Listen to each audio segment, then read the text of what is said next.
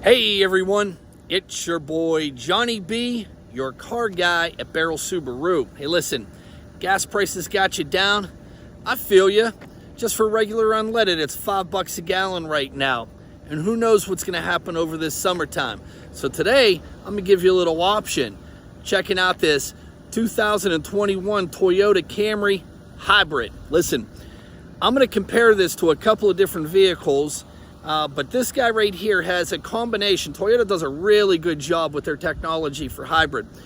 It's a hybrid between a 2.5 liter gasoline engine that gets 202 horsepower.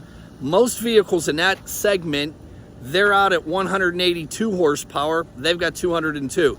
It's a combination between that and the battery that's sitting behind the rear seats, right? So it switches back and forth. Now, whenever you apply the brakes, it conducts electricity and sends it back to the system, so it gives you a greater driving range. On this guy here, I'm gonna compare this to the Subaru Legacy. I just took the Subaru Legacy out on a trip to DC, 250 miles.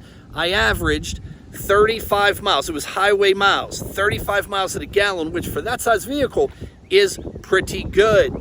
Right on the button, 35 miles to the gallon. On a hybrid, this XLE, city is gonna get you about 44 miles to the gallon, highway is gonna get you 48, and it's gonna average 46 miles to the gallon. So think about that for a second. If you're on the highway, just comparing it back and forth, an extra 13 miles to the gallon, better than a straight up gas car. That's crazy. Let's take a look at this thing. Okay, so the Camry is Toyota's mid-size vehicle. And this just happens to be the hybrid version of it. So you are gonna get a little bit better gas mileage than a regular Camry. It's sitting on 18-inch alloy wheels. You can see the XLE, they've got everything's body color. So you got body colored door handles and mirrors and whatnot. And this one here that we've got is this deep blue, which I think is a super sharp color.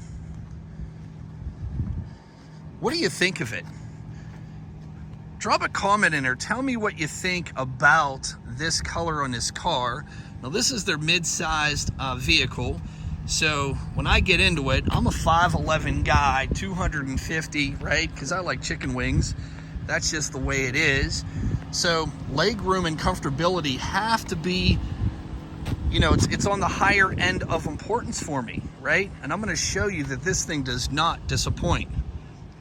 So from the back seat perspective, I've got the front seat. I was driving, so I had it sitting where I would normally sit here, but I'm a 5'11" individual, and you can see I've got some space here, some nice knee room here, right? So I'm not cramped here at all. The seating position, I actually like these seats because they come out a little bit further in the thigh, so it doesn't feel like it's all shorted on here. So really, really comfortable seating arrangement back here. So headroom is another thing. You know, anytime you have somebody that is on the taller scale, the first thing they need to find out is whether or not they can fit in this thing. And you can see here, again, 5'11". That's a solid couple of inches there, right? It's got a tremendous amount of space and space here, and headroom, leg room for your backseat passengers is great back here. Now, here's your vents, so you get plenty of airflow from the air conditioning. But what do you not see in here? Now, I don't know why Toyota did this, but we are missing, and this is a higher end Camry. This is not a lower end model, but we're missing some charger ports for the people sitting in the back seat, right? So that's one little drawback that you have from this trim level. I can understand it on a lower trim level, but I'm not really sure what they were thinking with the lack of charger ports in the back seat. So if you're sitting in the back seat, better have a full battery. So just getting in here, you see with the XLE, it's got leather upholstery, it's got a power driver seat, and as I pop in here, the other thing I'll point out is the heated seats right over here. But very, very simple. It's nice and clean. You know, it sits down here. This is a long arm path. Really, really comfortable for long trips, I would assume. But power mirrors, door locks, and windows here, right? You got auto high beams, so at night you can get the maximum visibility. Traction control, and this is to open up your trunk and your gas. Control all your audio controls right here. You've got your cruise control here, 2 big safety features on here. You've got your forward emergency braking and your lane departure warning. Now, I also want to point out in the mirror right here, that's your blind spot detection and your rear cross traffic. So someone, as you're driving down the road, if someone's in your blind spot, it's going to light up right there. If you've got this thing in reverse and a car is crossing your path, it is going to light up and flash and beep at you as well, just to let you know that it's not all clear.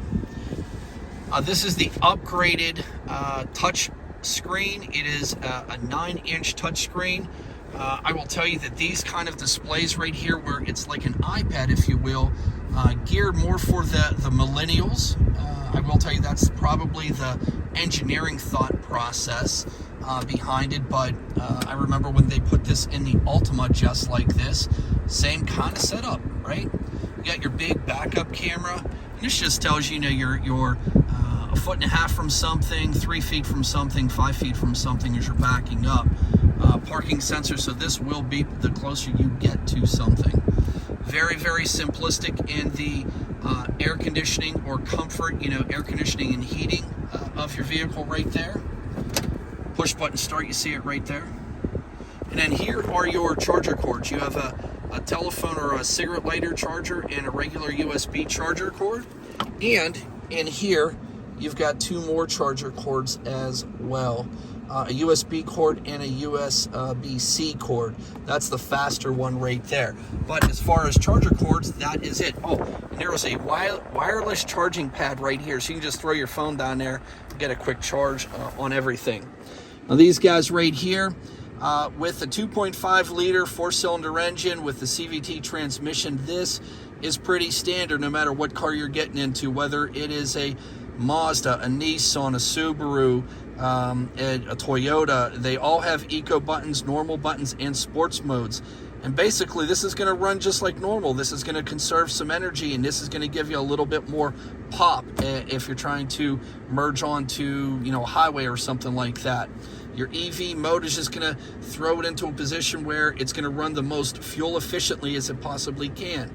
Electronic parking brake, and one of my favorites here is automatic vehicle hold. And what this does is whenever this is engaged, whenever you come to a full and complete stop, it'll keep you in a brake position, and you literally can take your foot off of the brake and you'll stay in that brake position until you hit the accelerator button. It is really, really nice. But let's just take a quick sweep here. Let you guys take a look at this. This is a really clean looking vehicle. And I don't mean clean as like somebody just cleaned it. I just mean the natural look of it, right? It's a sleek, clean looking outlay from Toyota. They did a really nice job. Their design team, it's one of the things when I sold Nissans, Toyota was really a nemesis to me. I sold Frontiers, and they had the Tacoma, same car or same truck, except the design team really, really outdid themselves. So I give them hats off to Toyota. All right, everybody, that is a quick wrap and a quick walk around of the Toyota Camry Hybrid. Listen, if you need the room that a mid-sized vehicle gives you, this does the job. If you want to experience a higher level of savings as far as gas goes, it's not a fully electric vehicle, so you don't have to worry about the things that go along with electric vehicles. This is a nice compromise in between, a hybrid between gas engine and electricity, just to give you some extra added oomph at the gas pumps. Listen, we're all feeling it. We're all hurting. Right? Every single one of us, $5 a gallon for the cheap stuff. And I ain't ever putting anything more than the cheap stuff in my car. But at $5 a gallon, you get the picture, right? You know, go with something that's going to save you some money. This guy could possibly get it done for you. If you have any questions or if you need anything, hit me up. Shoot me a text, 412-715-6755. Outside of that, thanks a lot for taking a look at this video.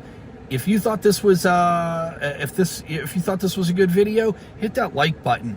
Hit that share button. Share this with some people. Maybe this car is for them. Maybe you don't know, you don't need something right now. Maybe you know someone that does. Share this car with them. Let me know what they think. Drop a comment in. Tell me what you think about that color. I really like that blue color. Hey, outside of that, first day of summer, it's actually beautiful outside. Not too crazy hot, not too humid. Get out there and enjoy it, folks. Have a great day. See ya.